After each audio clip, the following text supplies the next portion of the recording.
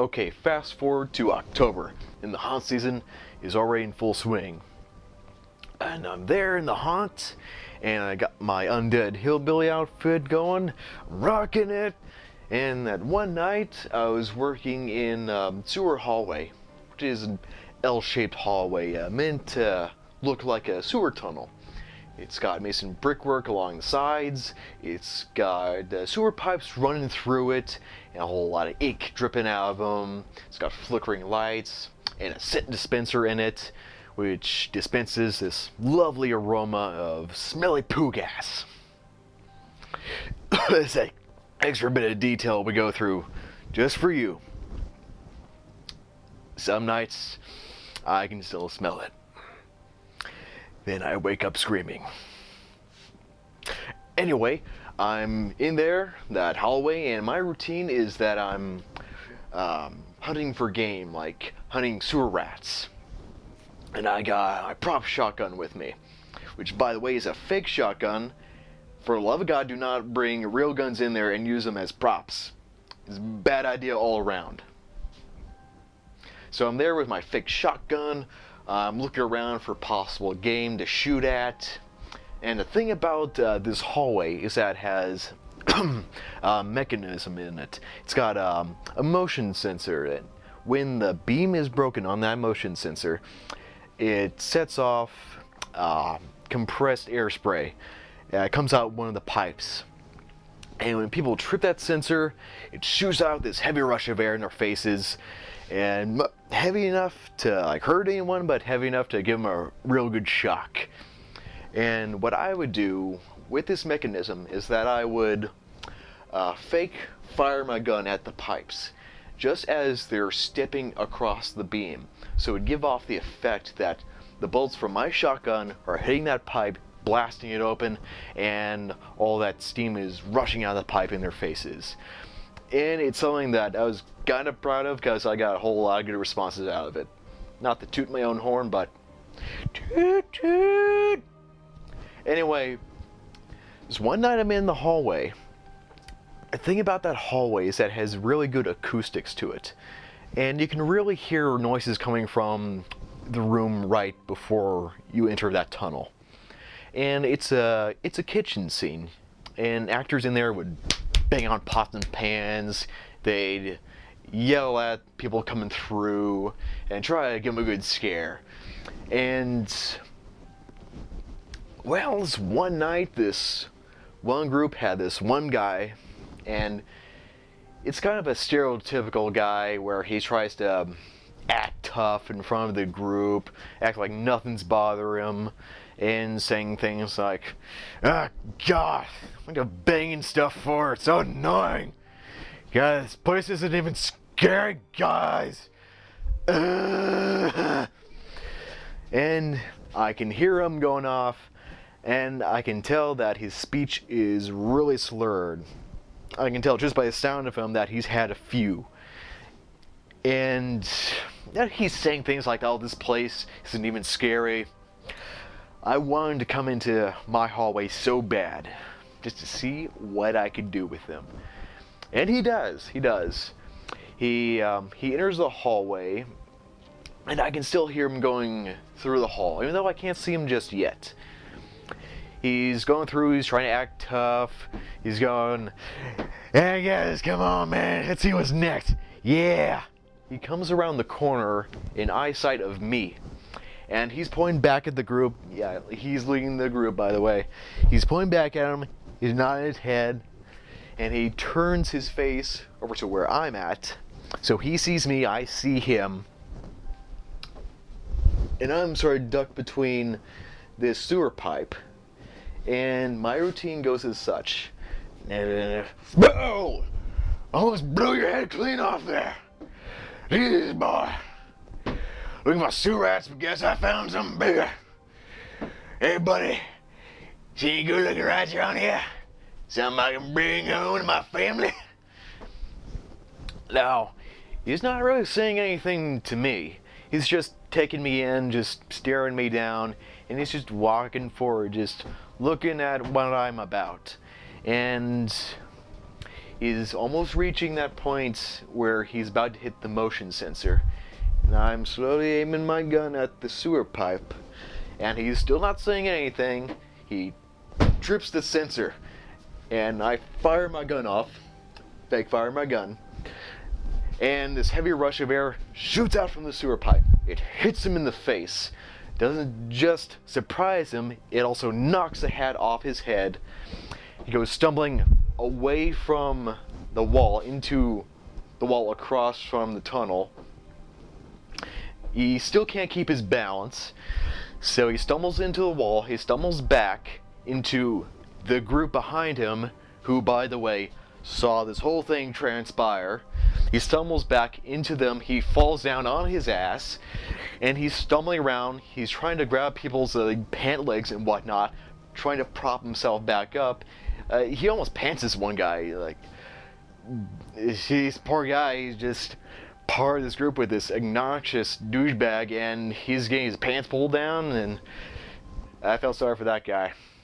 But yeah, he fails to get himself up, so he rolls over, gets himself back up with his hands and feet, and he's like trying to look around for his hat. He's kind of freaked out at this point, like, oh, where'd it go? Where'd it go? And I'm not sure if he notices that the group just saw him completely emasculated in this tunnel, but he's looking for his hat. He picks it up. He tries to put it back on, puts it on straight, and he turns around to look at the group, and I think at that point he realized that everyone saw him fall on his ass and see that he's not quite the tough guy as he was trying to sell. But he tries to save himself. He just turns to them and tries to play it off like, yeah, this guy's over here is good, yeah? Yeah, see that?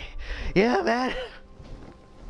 And the whole group is trying to go through the tunnel, and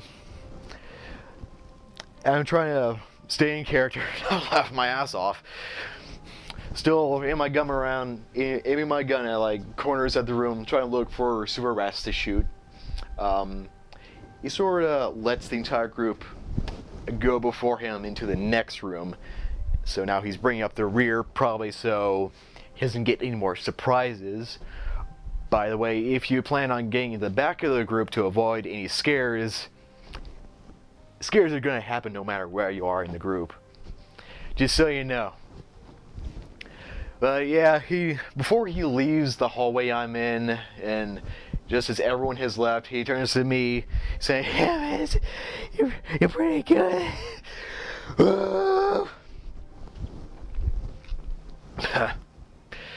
That guy. Place wasn't scary, huh? Yeah, showed you. But yeah, what a night. Okay, I've kind of joked around on the subject of drunks being in haunted houses and like actors messing with them, but really though, for those of you who are acting in a haunt and come across drunks in the crowd or through the haunt's route in your room, for the love of God, don't try to interact with them. Really, don't try to get close to them. Stay within, like, keep a 6-foot bubble around them. Because with drunks, it's kind of hard to anticipate what their actions are going to be. Yeah, some are goofy, but some of them can be violent, angry. Some of them can be pervy, touchy-feely. And it's hard to tell just how they're going to interact with the place they're in and with you. Really, they're like a lawsuit cocktail waiting to happen. Just try to keep your distance away from them. Really, you're just trying to stay out of arm's reach or within swinging distance of them, because that can happen. It's just more for your own safety, really, something to consider. And should you ever encounter a drunk in the haunted house, or if you see one attempting to get in through the queue line, let security know, or let someone else on the staff know, because you don't want that element in the haunts they can cause all sorts of problems for the staff. They can get rowdy. They can cause damage to the place. It's really not worth it to have them in there. And for those of you who think it might be a good idea to drink before going to a haunted house, please don't. Yeah, really, please don't. Okay? Thing is, when you drink, and even if you're with a group of friends and they're perfectly fine and sober, it's still taking away from their experience when going through the haunt. Like, they're trying to look after you and not really pay attention to what the show's all about or what's going on. And really, it's a bad idea for you personally, because with haunted houses there's a lot of loud noises and flashing lights and disorienting rooms and whatnot. And odds are you're gonna end up with a headache by the end of it. It's just overall bad for you, especially if one of the staff members sees that you're drunk. And you know, with haunted houses, they will not hesitate to call the cops on you. And you don't want any of that, trust me. We try to nip it in the bud as soon as we can, as soon as we see it. And you might think you're being sneaky about it, but there's really no way to sneak around it when we can smell it on you, or we see you stumble a bit, or, well, we see people trying to keep you upright.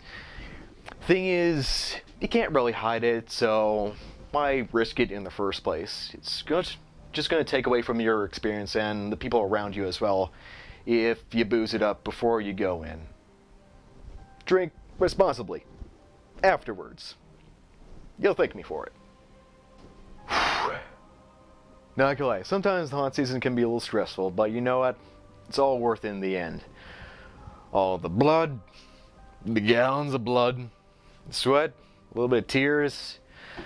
But I'm ready for it. I'm ready for October to kick in. Got my costume ready to go, and I'm all set to look throughout the town, see all the Halloween stuff that's out and out for sale, and to check out. What the fuck is this shit? Yeah, about that. Well, until next time, I'm your corporeal host Hyde, and on the next episode of Haunting Den, let's have a little chat about Christmas.